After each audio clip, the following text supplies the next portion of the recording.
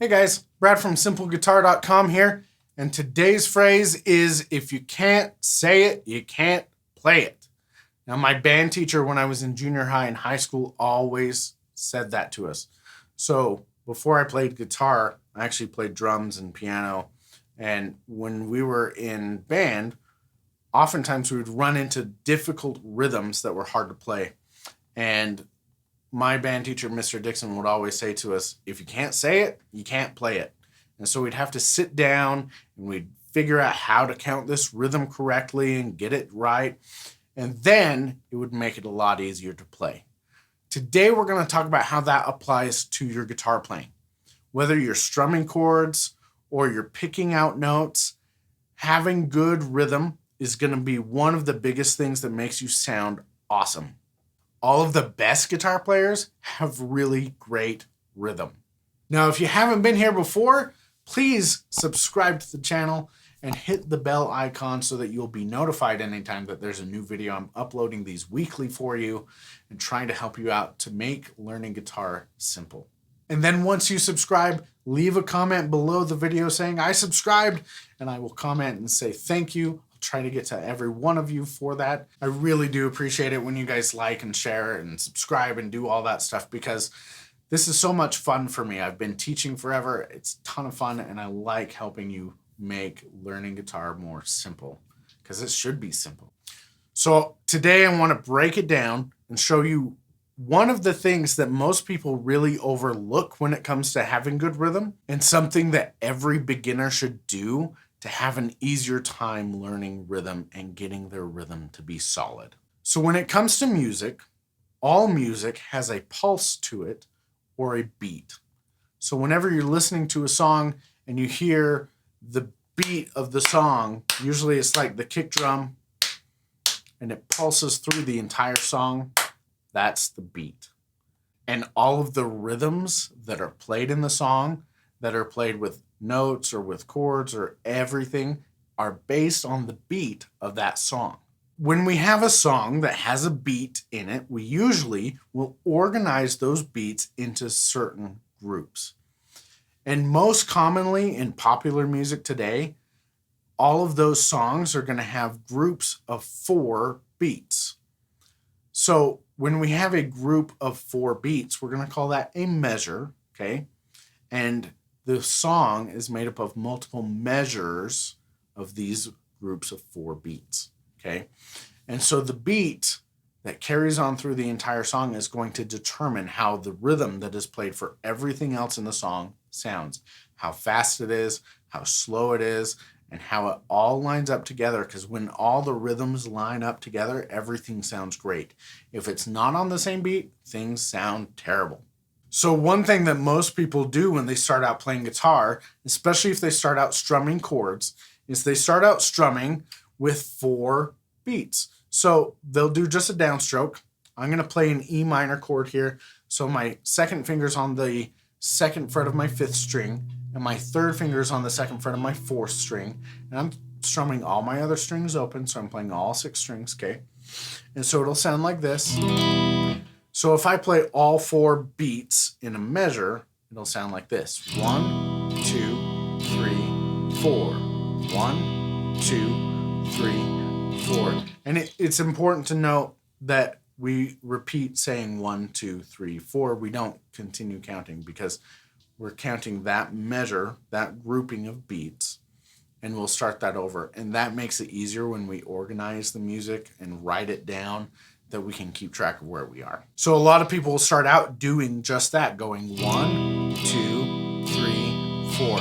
But one thing that I noticed sometimes with students was we would be working on some rhythms, and we would get to more difficult rhythms than that. We'd be doing 8th notes and 16th notes. We'll talk about those later. And then all of a sudden we would notice that somebody's having some serious trouble. And we found that most of the time what we were doing is we were skipping some of the most basic fundamental rhythms. So I'm going to show you those today so that you can use these and get your timing down, and it's going to help you to get a more solid sense of rhythm.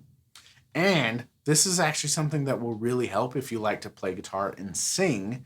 This is where you start with being able to do that. So what we're going to talk about first is called a whole note. Now, in our group of 4 beats, a whole note is played on beat 1, and then that note is held out or allowed to ring to sound out for 4 whole beats.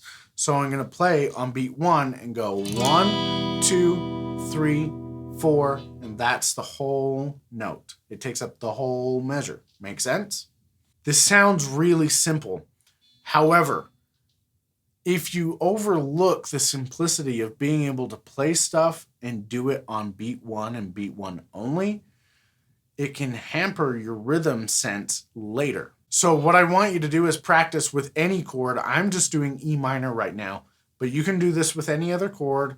You can do this with a note. I mean, you could sit here and you could just play a note and go 1, 2, 3, 4, 1, 2, 3, 4.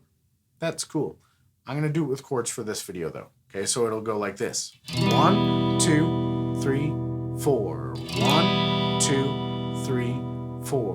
1, 2, 3, 4. 1, 2, 3, 4. And you have to practice getting the chord and strumming it exactly on the 1. Don't start to strum right on 1. You have to actually start right before and anticipate it so that you get your strum to happen right on the 1. So if you start to strum on 1, it'll sound like this. 1, 2, 3, 4. 1, 2, 3. So you're a little bit late. It's a little behind and it makes it harder. So you want to anticipate it and start to strum right before the 1 so your strum happens on 1. So it'll sound like this.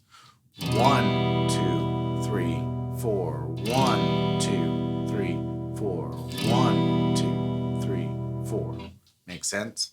If you have any questions about that, leave a comment below and let me know. So you can do this. Right now I'm just doing it with 1 chord, but you can take different chords and you can change chords and practice changing and getting to be solid with doing this on just 1 beat. Just going 1, 2, 3, 4. And then when you change your next chord without stopping, you say 1, 2, 3, 4, 1, 2, 3, 4, and you keep all those beats evenly spaced so you don't stop between after beat 4 and before the next beat 1. And you get your change on that next 1. So it'll go 1, 2, 3, 4, 1, 2, 3, 4, 1, 2, 3, 4, 1, 2, 3, 4, 1, 2, 3, 4.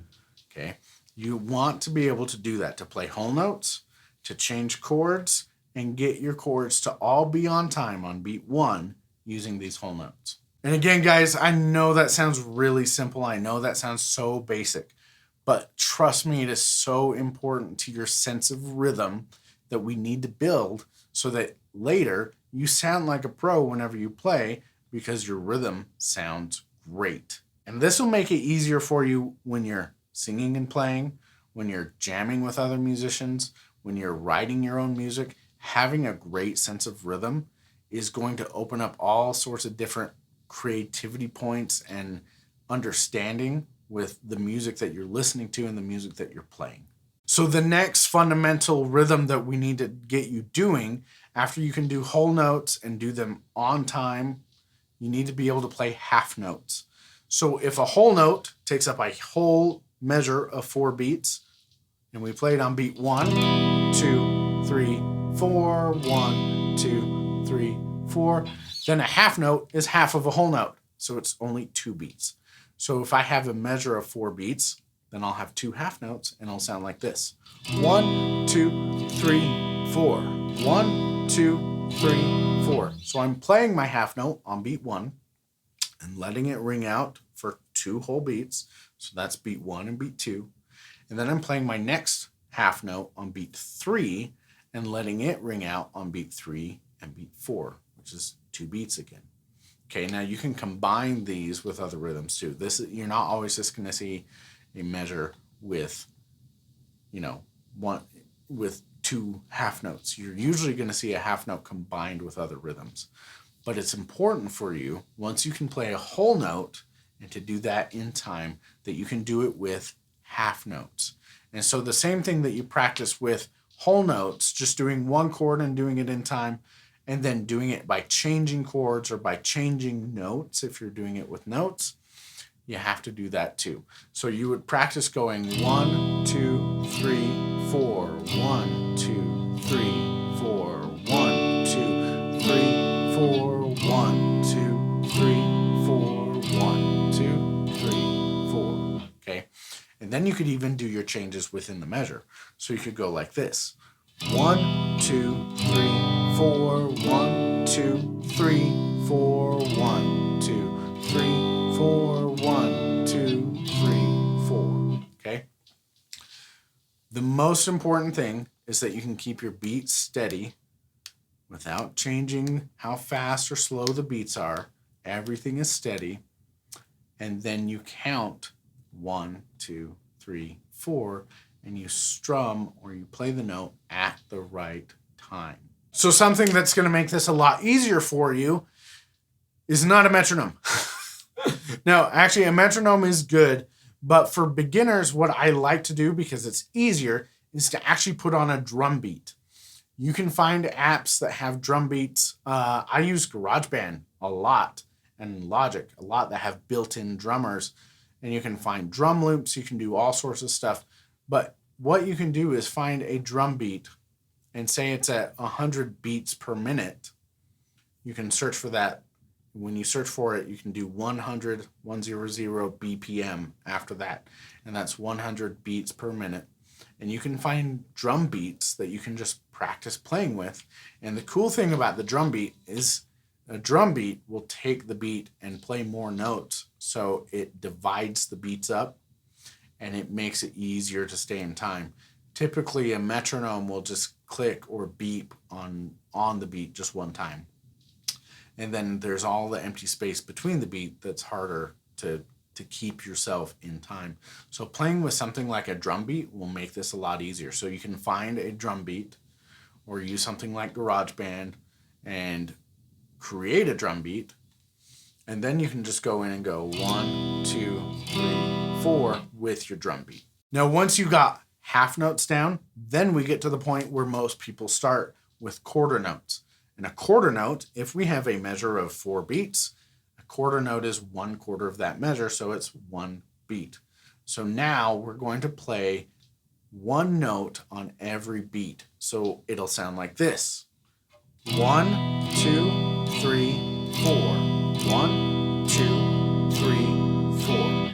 And you can just continue that, okay? So we're getting a little bit faster, and you can practice doing this just with 1 chord and counting it 1, 2, 3, 4, and keeping it nice and steady and even while you do it. And then you can also practice this with chord changes, where what you're doing is you're playing a whole measure of quarter notes and then changing chords. Or you could do it for 2 measures of quarter notes and then changing chords. But the key is to be able to get your change in time so you don't have to stop the beat, but you can do it with the beat in time and get your chord change on 1 without having to stop or wait or anything. So that'll sound like this. I'll do 2 measures for each chord, and then I'll do 1 measure for each chord. 1, 2, 3, 4. 1, 2, 3, 4. 1, 2, 3, 4. 1, 2, 3, 4. 1, 2, 3, 4. 1, 2, 3, 4. 1, 2, 3, 4. 1, 2, 3, 4. 1, 2, 3, 4. 1, 2, 3, 4. Now, that's 2 measures per chord. Here's 1 measure per chord. 1, 2, 3, 4. 1, 2, 3, 4. 1, 2, 3, 4. 1, 2, 3, 4. 1, 2, 3. So you can practice different chord progressions and doing them 2 measures for each chord. So you're playing it 8 times, counting to 4 twice, and then doing it for 1 measure for each chord. But the big thing, guys, really is just going to be making sure that those changes happen in time. If you have to stop and go 1, 2, 3, 4, 1, 2, 3, 4, 1, 2, 3, 4, that's okay at first. But the goal is to be able to get it on time. And that's why you need to go back and do the whole notes and get those in time, and do the half notes and get those in time. And that makes doing these quarter notes way easier. And I've seen this with students all the time, that they come in and they've played these, but they're struggling with their chord changes. And it's because they haven't practiced doing them with whole notes and with half notes. Now we can get a little bit more complicated. What we're going to do is we're actually going to take these quarter notes and we're going to divide them in 2. So when we divide these quarter notes in 2, we're actually going to be playing 2 notes for every single beat. So we're going to play on beat 1, beat 2, beat 3, beat 4, and then we're going to add a note in between every beat. And it's all going to be evenly spaced, just like we've been doing. But these are called eighth notes. Now there's 8 of them in a measure, but we are not going to count 1, 2, 3, 4, 5, 6, 7, 8. We're going to count them 1, and then for the ones in between the beat, we're going to say and. So we'll say 1 and 2 and 3 and 4 and. Okay? And we're going to play on every single one of those. Now, for everything that we've been doing so far, we've been only strumming down. Okay? And when you're working with open chords, for example, there are different amounts of strings that you play for different chords. So like the E minor that I'm playing, that's a 6-string chord. So I'm playing all 6 strings. But when I play a C chord, that's a 5-string chord. So I need to make sure that I'm only playing 5 strings. And when I play D, I need to make sure I'm only playing 4 strings. If you get extra strings sounding out, it can sound pretty bad. So be careful with that. So when you're strumming down, you're hitting those number of strings. But when you are playing eighth notes, we're going to add an upstroke. So we're going to be strumming up on these chords too to make them into eighth notes. When I'm playing any of these chords, it doesn't matter if it's a 6-string chord, a 5-string chord, or a 4-string chord. When you do an upstroke, you're not going to play all the strings of the chord. If you do, you're going to sound kind of like a goober because it sounds all sorts of goofy, okay? So if I do that with an E minor, for example, it sounds like this.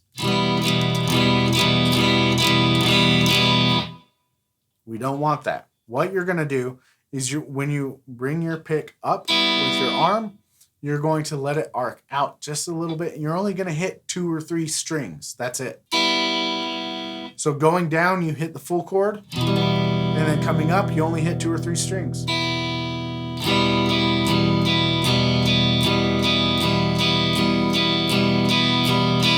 And you have to practice doing that for 6-string chords, for 5-string chords, and for 4-string chords. And to get used to doing that for those different chords, you actually have to watch your picking hand while you do it. And make sure that you're hitting 4 strings or 5 strings, depending on what chord you're doing. So don't forget to watch your picking hand, like we've talked about in another video. That will help you a lot. So a whole measure of these eighth notes will sound like this. I'm going to count it while I play it.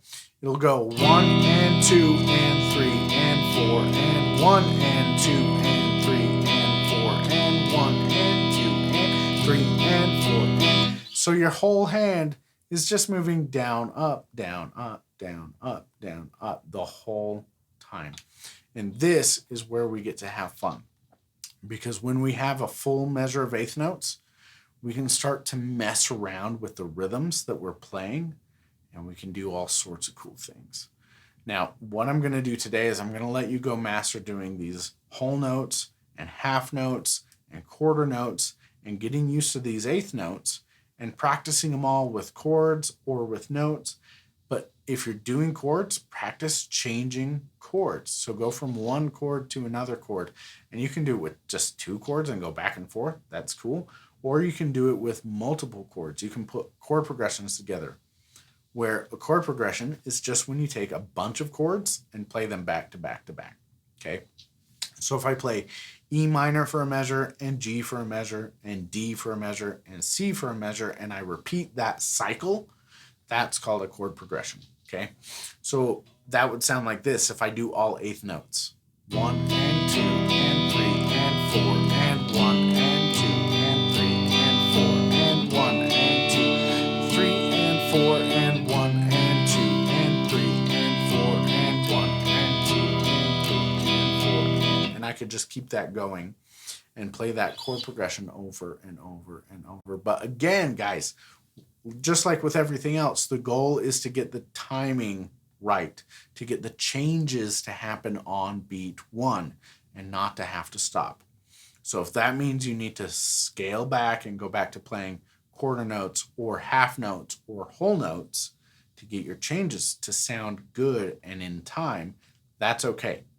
You should feel no shame in that, because when it comes to playing guitar, it's most important that you're playing in time, even if you're playing something simple.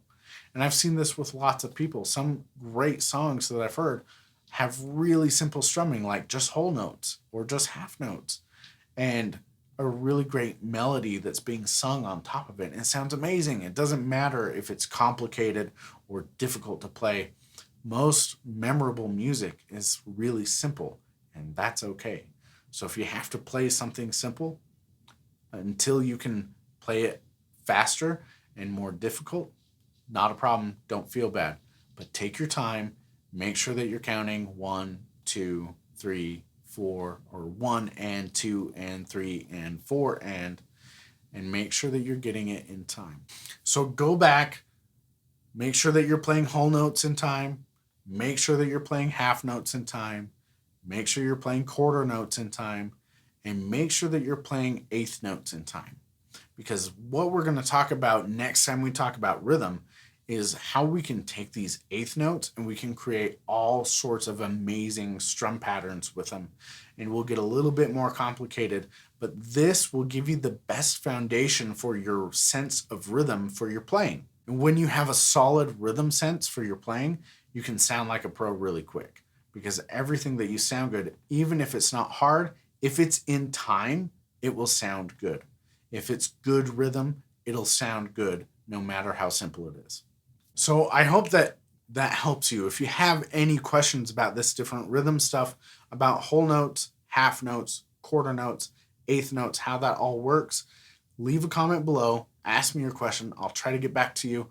And if I need to, I'm going to be making more videos on this as we're doing strum patterns and different stuff like that.